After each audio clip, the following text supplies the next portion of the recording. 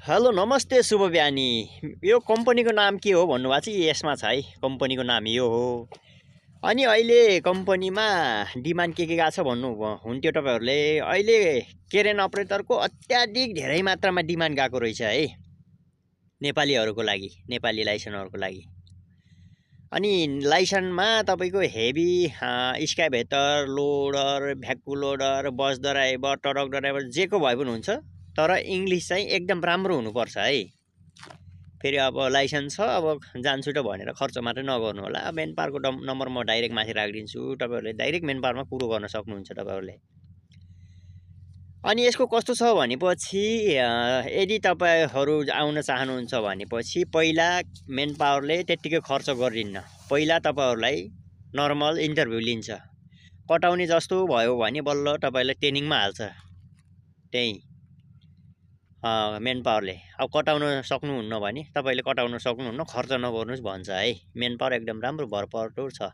अरू मेन पावरले त अब यताउति ट्रेनिङ गराएर अलिअलि कमिसन निकाल्न भए पनि ल ट्रेनिङ गर भाइ, कटाउँछु भनेर गफिदिन्छ नि। तर यो मेन पावरले त्यो भन्दैन।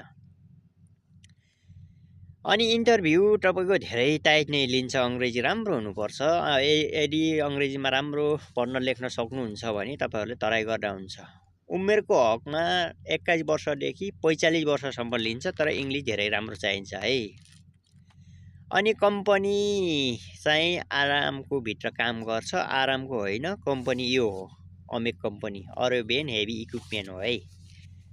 अनि तपाईँहरूले इन्टरभ्यू कटाइसक्नुभयो भने लाइसेन्स पहिला चाहिँदैन। बल्ल इन्टरभ्यू कटाइसकेपछि लाइसेन्स निकाल्दा पनि हुन्छ। डाइरेक्ट मेन पावरमा सबै कुरोहरू बुझ्न सक्नुहुन्छ।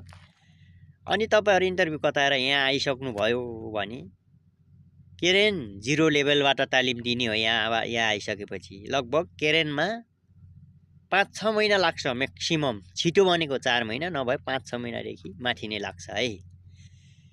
लाइसेन्स ननिस्किँदासम्म आरामको लाइसेन्स निस्किने हो डाइरेक्ट। आरामको लाइसेन्स ननिस्किँदासम्म सायद अब काममा लगाउँदैन।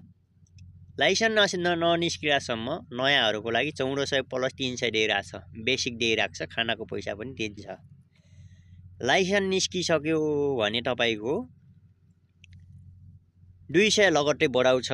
अनि आरामकोले तपाईँहरूलाई 1000 रुपियाँ बोनस दिन्छ। अनि सालमा सेलेरी बढाउँछ।